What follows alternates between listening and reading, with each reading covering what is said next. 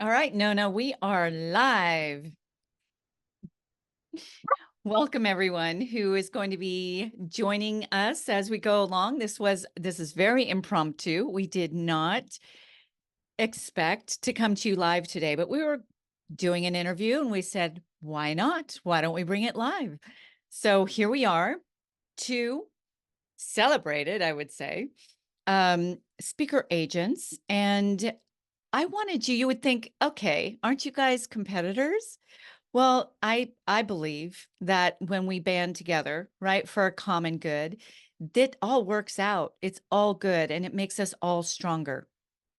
So you guys get front row seats to two speaker agents today.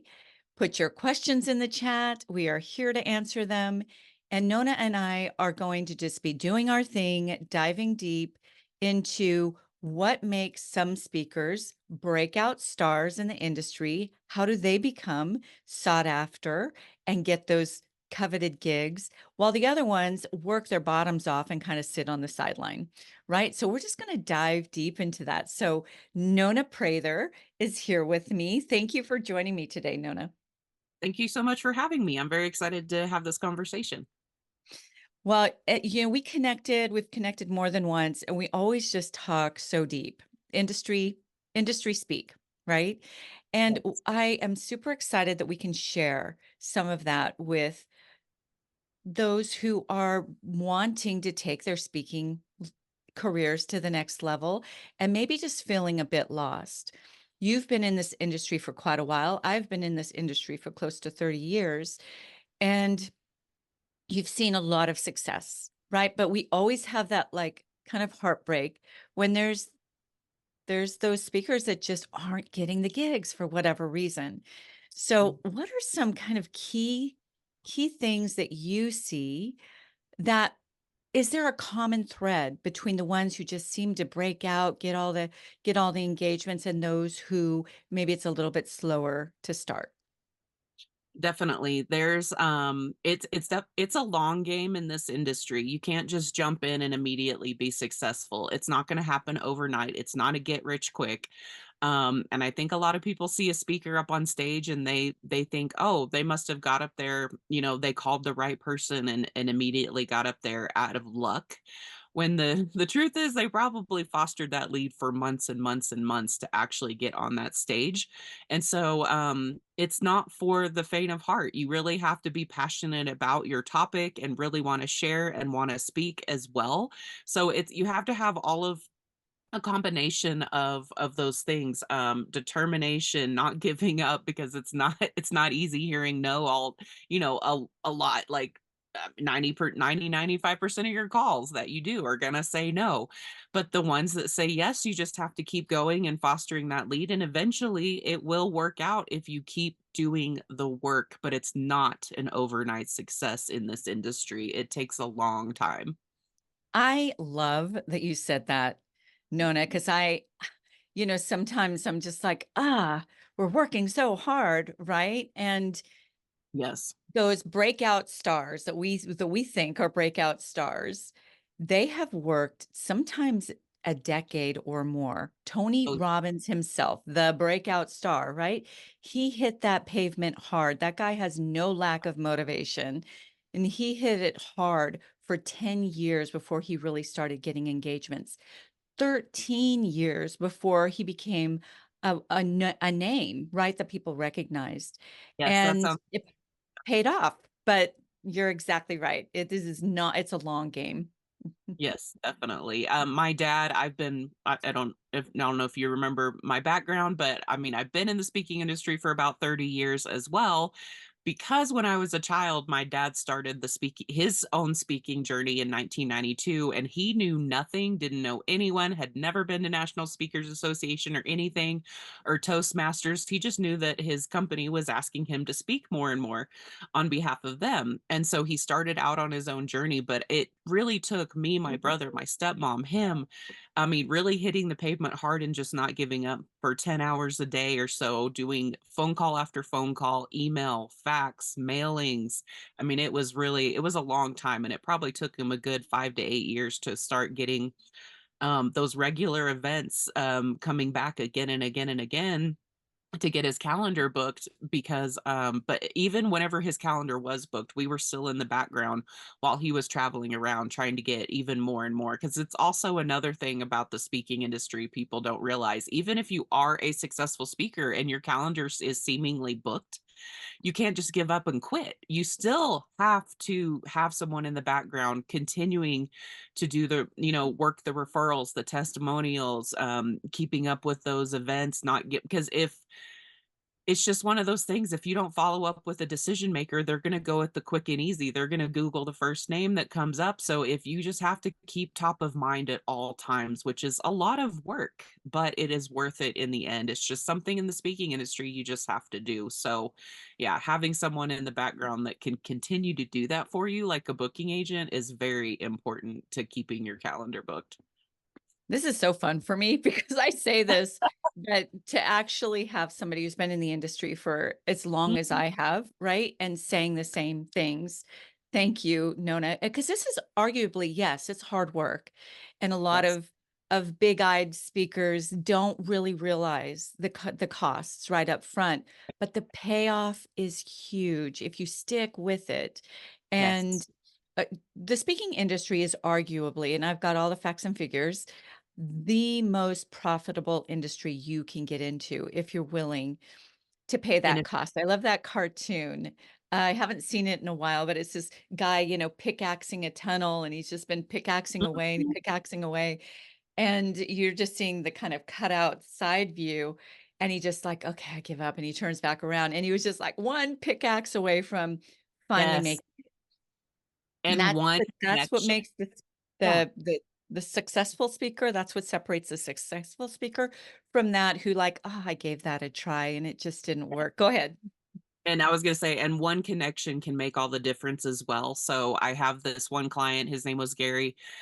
He was a conflict resolution speaker, and I sold him to the Concrete and Asphalt Association of Indiana, which a lot of people, I mean, you don't think about reaching out to them or calling them, but as a conflict resolution in like construction industry, it was perfect for him. And he had never even thought about, pitching himself to that association. So I did that for him, and it turned out to be an amazing lead because the executive director of that association in Indiana loved him so much that they ended up using him at their annual event for a bigger, payout. And then he also ended up getting referrals to other states because there's an asphalt and pavement association, I think, for like almost every state in the US. And he did a huge travel around.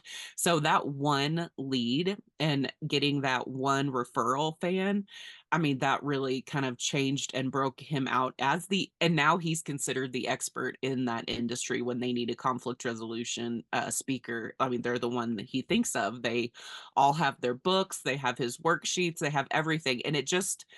And we just kept looking for that one lead that would turn things around, and that really broke him out into it and then led to much higher paying events in the end. And he got a reputation in the construction industry as the best speaker for their needs. So those are kind of the things that we do as booking agents. We're looking for those connections that are really going to break that speaker open. And it takes time, but once it happens, definitely worth it. So worth it. And sometimes it comes in the ones we would never expect, like those Yeah. engagements that, I don't know, maybe it only paid $1,500, maybe it only paid $3,500. And you're Exactly. like, but you know what? It seems like a good could be a good opportunity. Yeah. And then that's the one, right? Where Mhm. somebody in the audience comes and walks up and says, hey, my organization, which leads to something else, which leads to something else. So I think that's another really great point that you made, Nona, is you got to look beyond the host check on Yes. everything that could happen with that particular engagement. I actually had a speaking engagement in July of 2023 that was supposed to have 8,500 people there. The hosts were not honest. I think, Oh, no. I don't know, it was a whole story. Um, Yeah. but it wound up, I wound up with 10 people in my audience. 3 of No. them were my own speakers. So Yeah. really 7 people in my audience. And, it wound up still being a $33,000 engagement for me. They didn't pay, and it was in a very expensive hotel. Just to park there was like $35 a day. Everything was expensive, right? And I didn't get a dime from them. They didn't reimburse my travel, but I was actually going to check it out for my speakers. I have a policy. I never book speakers for first time events. It Yeah. sounded, I almost broke my own rule because it That's a sounded good rule. amazing. But I didn't break my rule, thank goodness. But I went ahead and thought, okay, I'm gonna go. I'm gonna have the expense. I'll go ahead and speak. Because they asked me.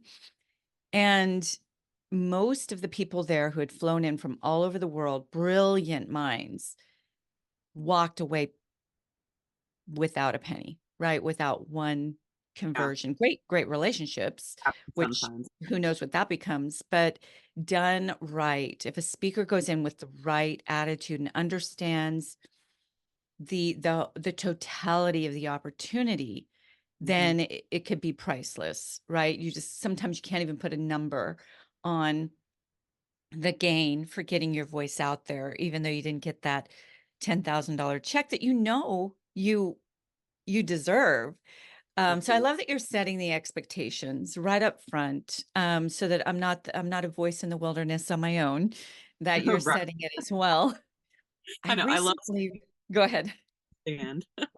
I love speaking to other, agents or bureaus who understand what it's like, because sometimes I mean, I I love working with speakers, but, the newer, greener ones, they kind of have this really large expectation, and Yeah. we have to almost disappoint them, but I don't wanna disappoint them or, like, squish their passion. It's just trying to be realistic about it, and then, and like you said, like, and something interesting that you said when you said you have a rule about not booking your speakers for a first time event. I hadn't thought about that, but that's a really good rule. So why do you I'm just curious, why do you do that? And maybe the audience is also curious about that too.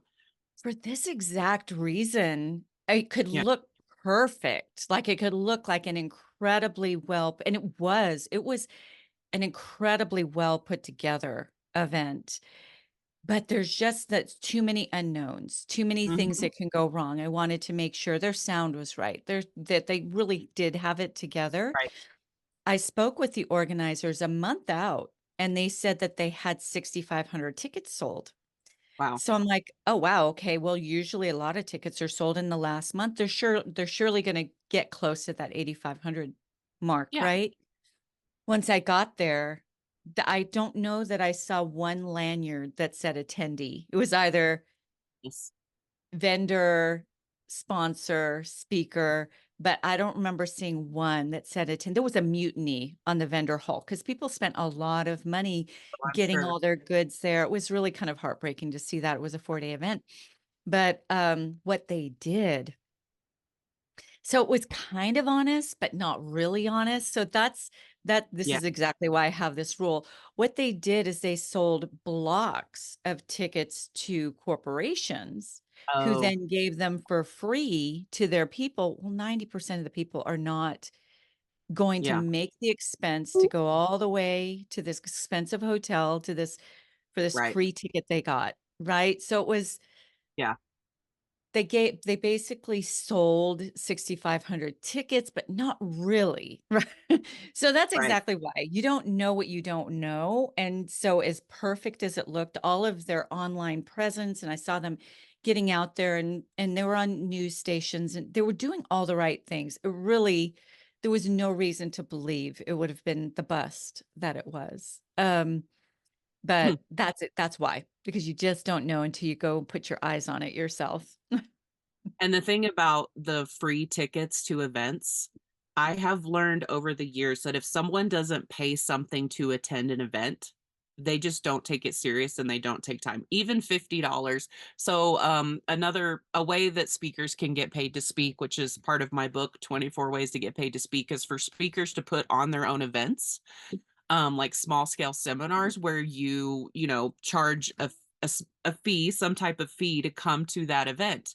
I have learned over the years that if you charge nothing people don't show up. Even if you charge $50, people don't show up. It really needs to be, I mean, so I'm having a small scale seminar for retired athletes or athletes who are getting ready to retire and want to enter the speaking business. Me and my client Cam are doing that because anyways, so we're doing that together. We decided on $195 a seat because both of us have just experienced that. Like you have all these people sign up and you're like, "Oh, come be my free guest," or "Here's a free ticket to this event."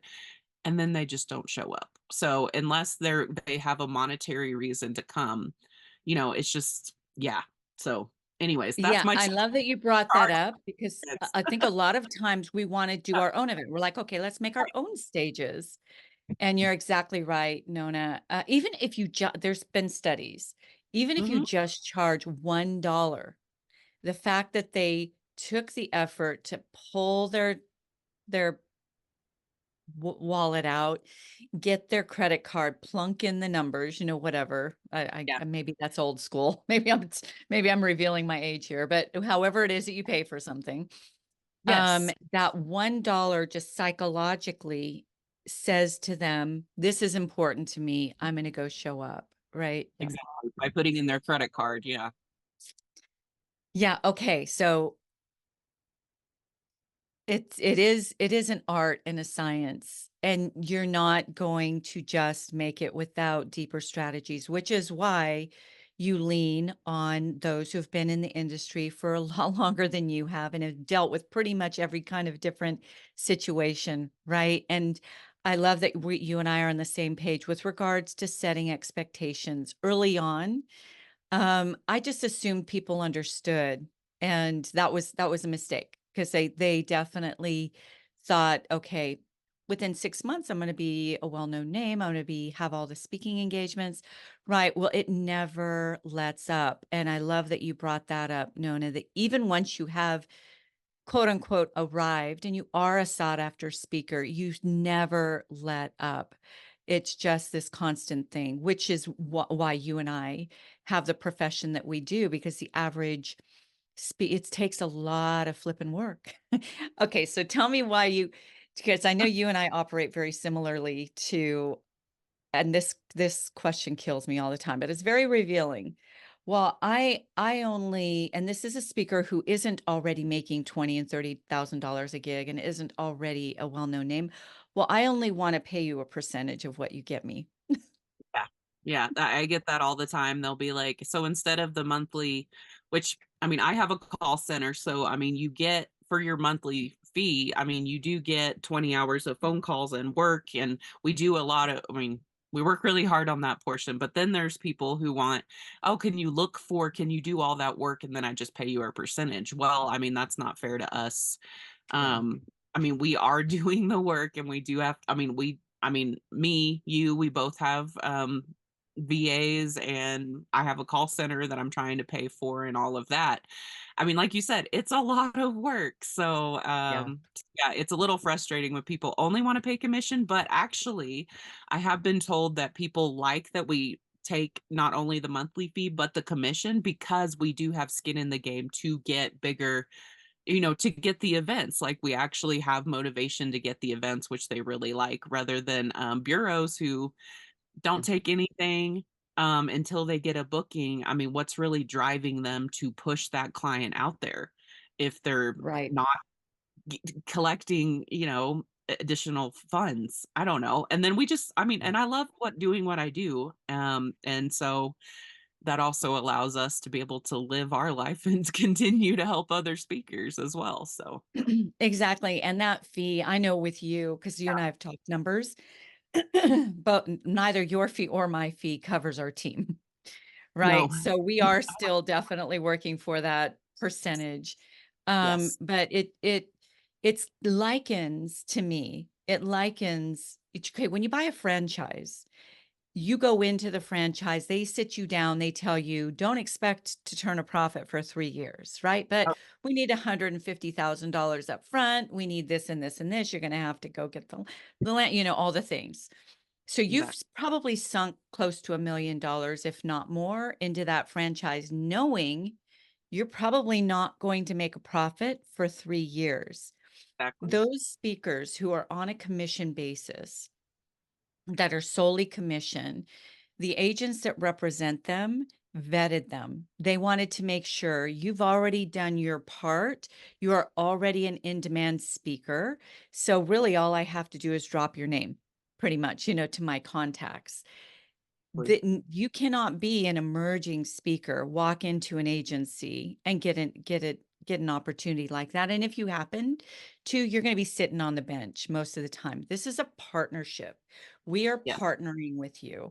You do your part, we do our part. Together, we we so I recently read an article that said that the average speaker now, because of modern technology and things have changed, it can take 5 to 10 years instead of 10 to 15 years. But with an agent, we can cut that down generally in half because we're joining forces. Sometimes even better than half, just depending on the speaker, the subject matter, the mood in the world, what's in demand. Yep. But it is still work, and it will always be work. To me, it's very Oh, highly rewarding work and yeah. amazing, Me too. but you're never just gonna be able to kick back and wait and just wait for those engagements to roll in.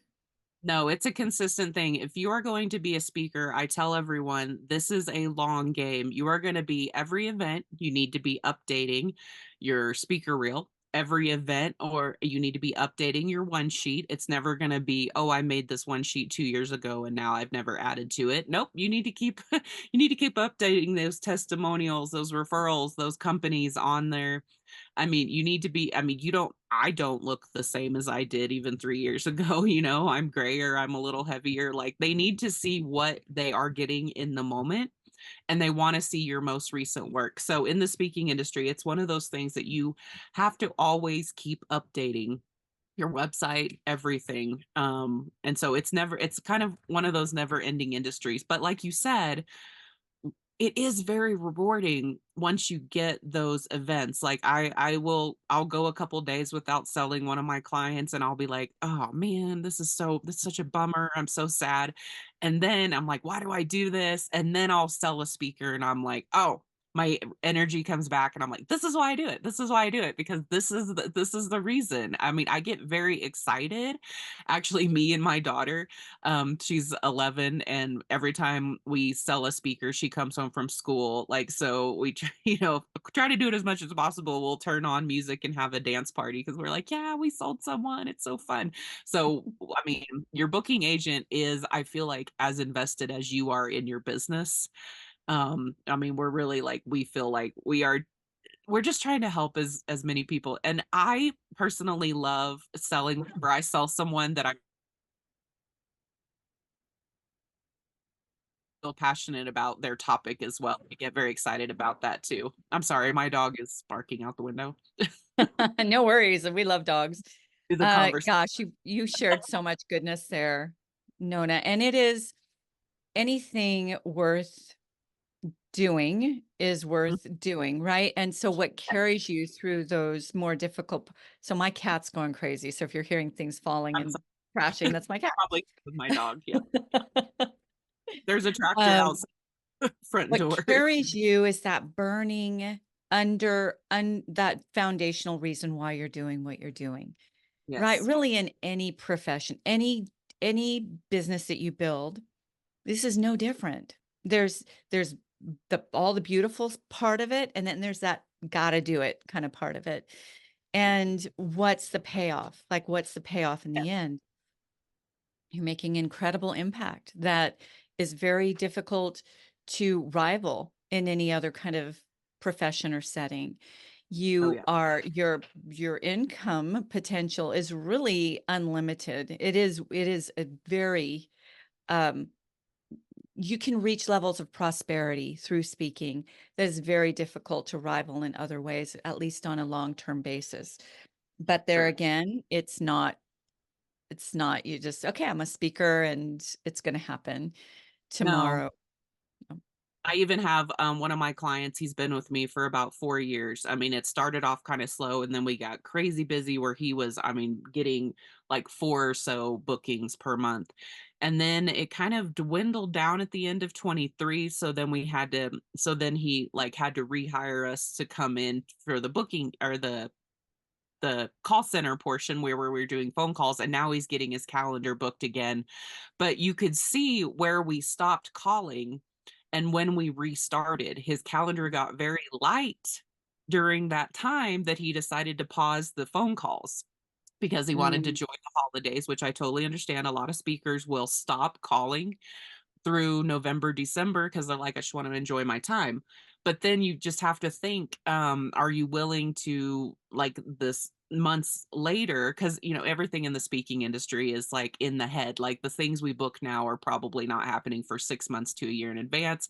So that's why it's like you have to fill your calendar in advance, and if you stop calling during those slower times or the times where you're like, "Oh, I just wanna take off," I mean, you're gonna see it months later. You're gonna see that lull and you're gonna be like, I didn't call in November, so why is my March so light? Well, it's because you stopped calling during that time. You didn't right. continue to reach out. Even though they're not making decisions during the holidays, you still have to be doing those reach outs. Because when they come back to work and they don't have anything from you, I mean, who are they gonna look at when they come back and they have to hire that speaker right away? So that's what happened. And so we kind of that speaker definitely learned his lesson on that, and so we've talked about it, and we've decided, "Yep, we're never stopping ever again," and I was like, "Yep, that's a good decision," but, I try to tell that to a lot of clients, but still I mean, I understand wanting to take off for the holidays, but I feel like you can still unless it's like, take off a couple weeks here and there during Thanksgiving and Christmas, but still be having your workers in the background still doing the work on your behalf. So true. Okay, so the way we handle this is we share calendars and they block out the times when Yeah, they're just not going to be available. But we don't stop working. Like we continue working all the way through. I've got an international team. We're working here in the States and outside of the States, and holidays are different. So there's really never a day or a time where there's not somebody working for a particular speaker. mhm, So they may be having, a 4-day vacation somewhere or going off to do right, something, or maybe they're in a week-long conference that they're speaking at, right? But that back end work has to keep going because you're right. Just because you want 2 weeks during Thanksgiving off, if you stop work during that time, you're not affecting Thanksgiving, you're affecting 3 months from now. Right, and exactly. then you just have that lull. So really, really, really great point.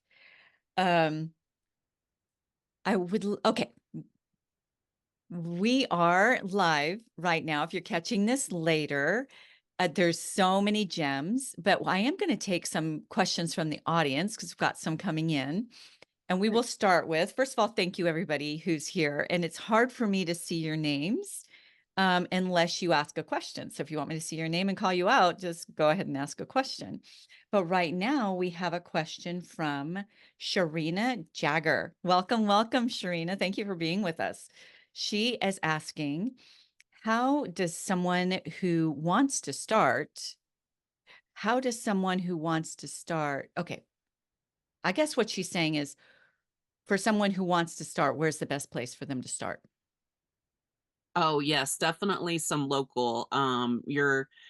If you're near a big city, they probably have an NSA, National Speakers Association, or a Toastmasters. I would Mhm. definitely start there because the best referrals are oftentimes other speakers as well. So if you network with other speakers in your community, you can learn a lot from them and also get help from them as well. So, yeah, I definitely suggest kind of looking into those, before you start, and then you can get some local, like, freer events so that you can get your marketing materials, like all of your pictures and stuff like that made, and then it's just a really good practice. And then, part of my worksheet is like this stair step, so it tells, like, locals could be for free, but that's a great starting point. Then you get referrals to associations in your area, and then you get out to more associations, which in turn can lead to conferences and corporations. So there's kind of a stair step that goes into the speaking industry of where you need to start. So first step, local free events, then associations, then you go to corporations and conferences, which are the higher ticket items, but they're harder to get into. And it's most speakers, I mean, unless they're just super lucky, most speakers really have to follow that kind of stair step method to get to those big Yes. events. Pay your dues, Yes. basically. Yeah, I Yeah. echo everything that you said. I'll add this one other piece, and that is to become a local expert in an area. So in our area, there is this financial advisor guy. I don't know how he first broke in, but I can tell you how you can.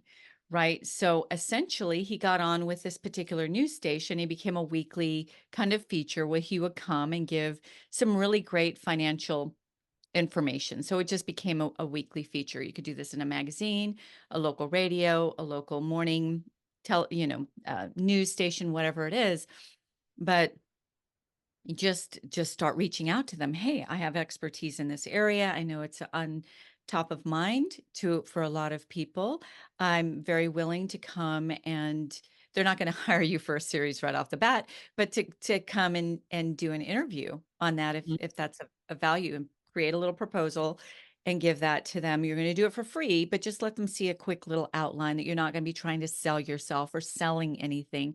You're really just giving this valuable information away. And if you knock it out of the park and they get some good response, then the great thing is when they make you a feature. But even if you did a one-off for a bunch of different kind of regional stations, that puts you in the place where corporations see you, these associations see you, and then you just start getting these phone calls, and then those phone calls lead to bigger opportunities, lead to bigger opportunities.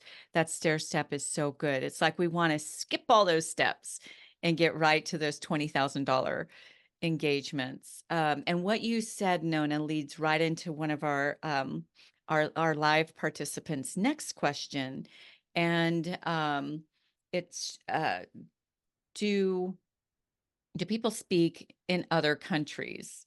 So if you'll Yeah. let me, I'll kind of give my 2 cents on that. So start local, I'm with you there, and it organically builds, right? I Yes. guess if you really wanna go to Costa Rica, and you know when you wanna be there, you can try to knock on doors, but I think that's a much harder. Tell me what your answer would be to that. Yeah, I mean, like you said, the more you do, the more you're seen. That's why people say, "Oh, I hate doing podcasts because they're not paid." But I mean, the more you're out there, the more you can share, the more people see your face and your topic. I mean, obviously, that's the way to do it. And in social media, you need to be on everything. But anyways, I'm sorry. But going back to the do people speak internationally? Yes, absolutely. So, and sometimes it is word of mouth or just getting, I mean, I have clients in Costa Rica, Nicaragua, I have one in Prague, I have Sydney, Australia, I have one there, and Paris. And we have sold our US speakers to those events. And we've also sold, like, my Prague speaker wants to come and speak at the US, I think because the US pays the most for their speakers out of like any other country. And we also have the most conferences available as well. So other speakers from other countries will come over here and speak as well. And I think it's one of those things, it's not always people, like, once you're a professional, sometimes still the local people that you started out with will think they can get a deal from you. And it is, even though you want to start local for free, you don't need to continue to do the free for your local, because once you're actually getting paid, then you should say, well, I actually am getting paid now. I mean, you can do a discount for having local, which we do, but but a lot of people really also like to hear from experts and professionals that have been in the industry for a long time that are different from themselves. So my dad, who's from Arkansas and has a very thick Southern Arkansas accent, people in New York and Chicago, and the people in, I sold him to Africa, Canada, they actually love to hear him speak because of the accent difference.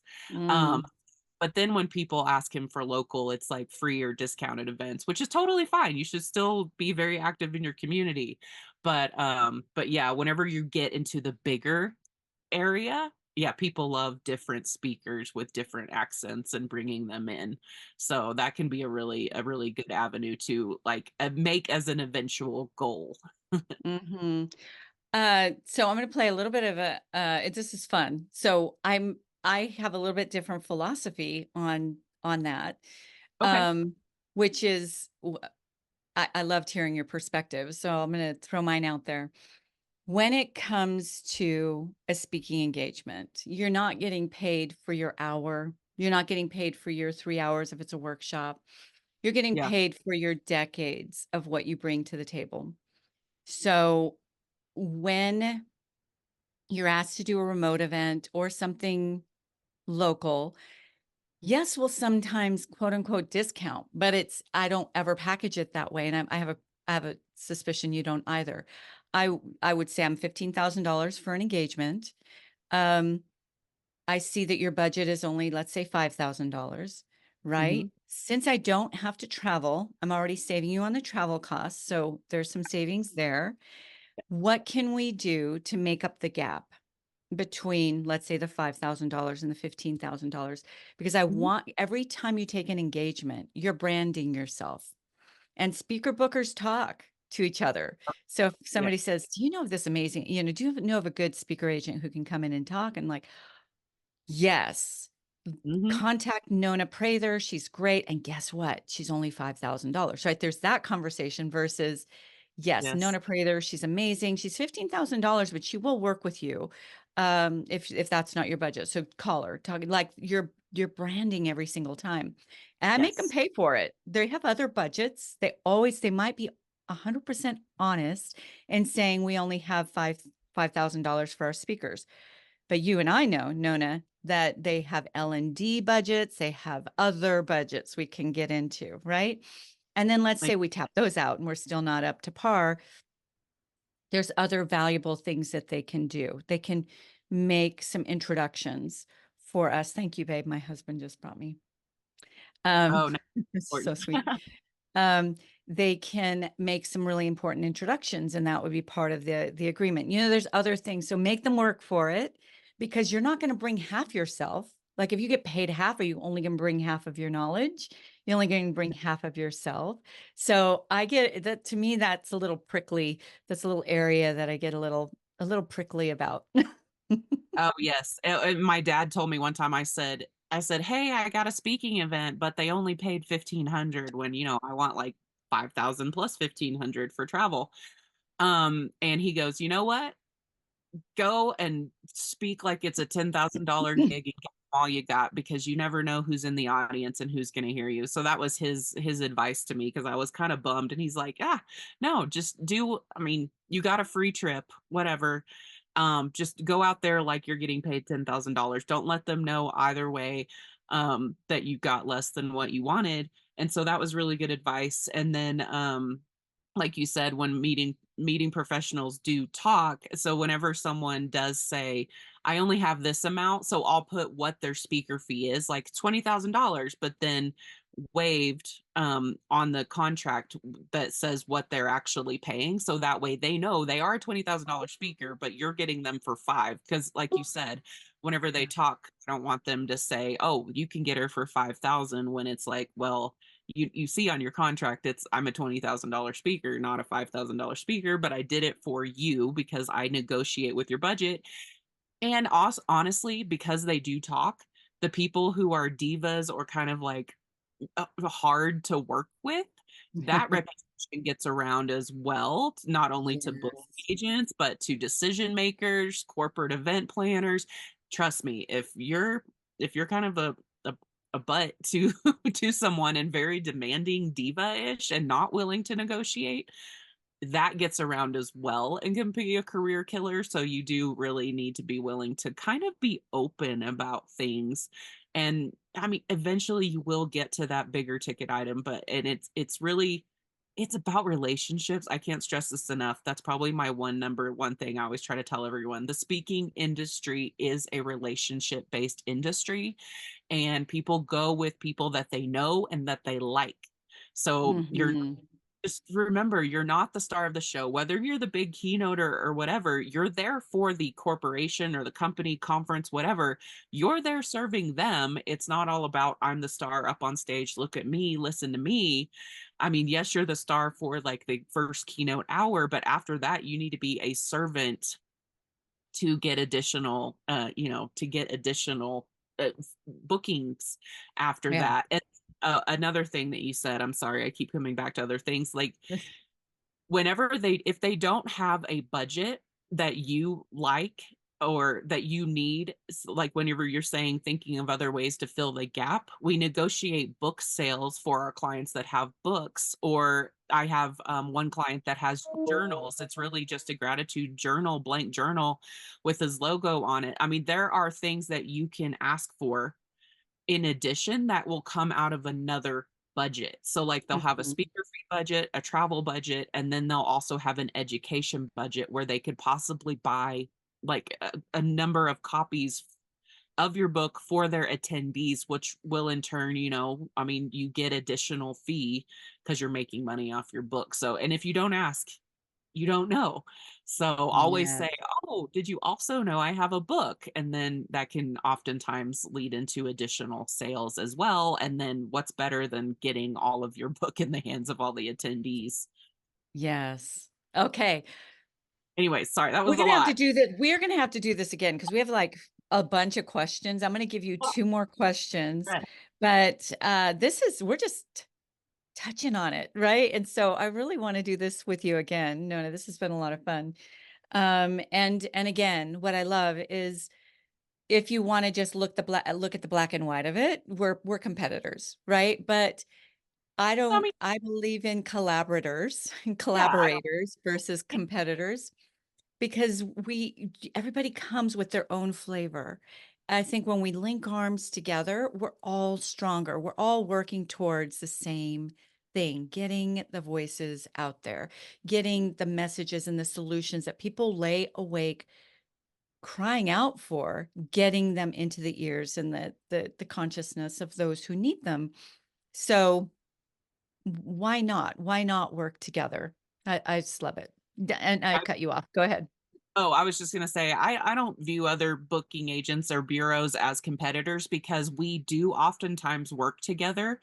Yeah. Because just like decision makers, we talk as well, and we'll be like, "Hey, if you have an event where I have this really amazing speaker who I think could be, I mean, I think could be like the next big thing. If and then we share commission, but which is doesn't take anything out of the pocket of the speaker or the executive director or the planner of the event. It doesn't take anything out of their pocket. But I think that increasing our reach by working together, it not only helps us build our business, but it helps the speaker build their business as well. So, I mean, I kind of Yes. view other booking agents rather than competitors. I view them as like we can help each other spread the word.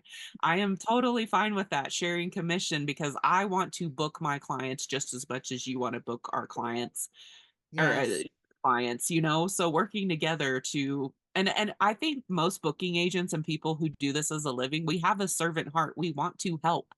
I mean, we Mhm. didn't get to this because we want to be the star of the show. We want to help others, and we really love to help others succeed. And if you don't have a servant heart, it's probably not a good idea to be a booking agent because we that's our main goal is to increase our clients' reach. It's a labor of love for Yes. sure. Yes. And thank you for voicing what I feel. You voiced it so beautifully. And I'm 100%.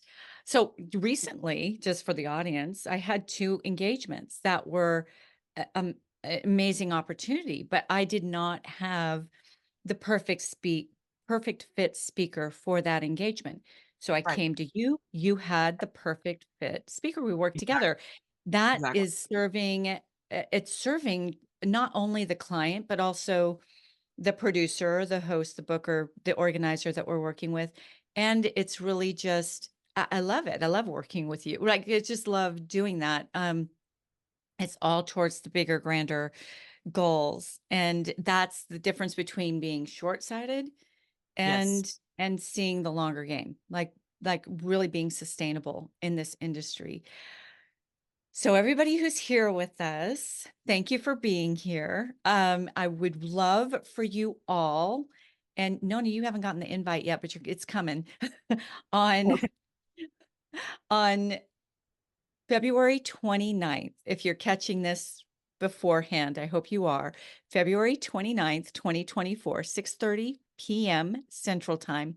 We're going to bring top minds in the speaking industry together in this same space where we get to, you guys actually get to be on screen and meet these brilliant minds face to face, ask questions. We're going to have top media experts here, hopefully, other agents here. We're going to have speakers who were once emerging speakers who have actually made it. We'll have TEDx organizers here, and it's going to be what we call the after party of this podcast, SpeakPact. Um, Come, it's free. I don't know if you'll ever have this opportunity again. It's never going to be the same mix of people. And this is really exclusive to the culmination of the whole month long Speak Pack launch party that we've done. So the after party is not this Thursday, but next Thursday night at 6:30 p.m. Central Time. You can sign up. It's free to get your invitation. Speak Pact as an impact. SpeakPact, PACT.com to get your invitation. Go there. How can I know that there's going to be bunches of people before we end with these last couple of questions? How can people find you, Nona? Yes, I love having discovery calls and meeting any and everyone and talking about this subject. So, uh, at my website, so prather-marketing.com. So it's my last name dash marketing.com. And I think you can book a discovery call with me on there. Or you can email me at Nona, Nona, at Prather, which is Prather dash marketing.com is my email. And so to set up a discovery call, just to have a one-on-one conversation. I love doing Zoom meetings. I'm an extrovert. I love to talk to people. So yeah, so I Excellent. love to meet anyone. Yeah. And you have a gift. You have a gift for everyone as well. Oh, yes. So I do have I think it's about 5 page it's my packet. It's how to market yourself as a professional speaker. And it has my Forbes article that I wrote about how to get paid to speak. It has that in there, and it has some tips about social media. It has tips about how to get paid, how to find events, and then a worksheet that explains basically how to where to find events, which ones pays and all of that. So and I have a QR code. I don't know if I can send it out or if I send it to one of y'all. I have a QR code so that you can download it, that free packet. It's kind of a condensed version of my book. Okay, so I have a choice I have to make here. We have 3 minutes because I have a whole set of people that are coming in. So we've got a bunch of questions. I was going to pull 2 out, but I think what I'm going to do um, is I'm going to give you the link to the live of this. If you'll go in and kind of answer some of the questions, I'll do the Yeah. same. So all the rest of you who have asked questions, we will come to the DMs and we will physically answer some of those questions. Nona and Okay. I are committing to that. Because I really want to end on our cornerstone question, Nona, and that is the show, Speak Pact, is all about us making a pact to make our biggest impact in this world. And so I always ask my experts that I bring onto the show, and they're always leading experts in the speaking industry. What is one challenge that you would give to this audience of high performing experts in their field, in their rightful fields who want to get their voices out there in a broader way? What is a challenge that you would leave them with today? Yeah, so my business coach, and he was president of National Speakers Association as well, Mark LeBlanc, he always says make 3 moves per day that will increase your business. So that's whether it's replying to a very important email, maybe that you've been nervous about, getting on the phone and calling a hot lead, or sending your book to a particular person who you really want to work with. So my challenge is to for 3, just every day, 3 times a day, do something that will impact your business in a positive way. So, yep, that's my challenge. And then, I mean, yeah, Mark LeBlanc has his achiever circles, which I go once a year to all of them. I think it's like $200 a seat, and he's a business coach. And I mean, I'm not trying to do like an ad for Mark, but I really do believe because he has helped me be successful personally in my business and for booking more speakers. And that was his advice. And I mean, I do 20 a day, but 3 at the minimum. So yeah, that's my challenge. And then maybe look up his achiever circles if you're interested, because those are game changing for any business owner who's a speaker. Okay, amazing. And the power of consistency, right? Without consistency, this just isn't going to be Oh yeah. sustainable. You're not going to reach. So, beautiful challenge. If you're serious about your business, grab people to partner with you, but don't sit back.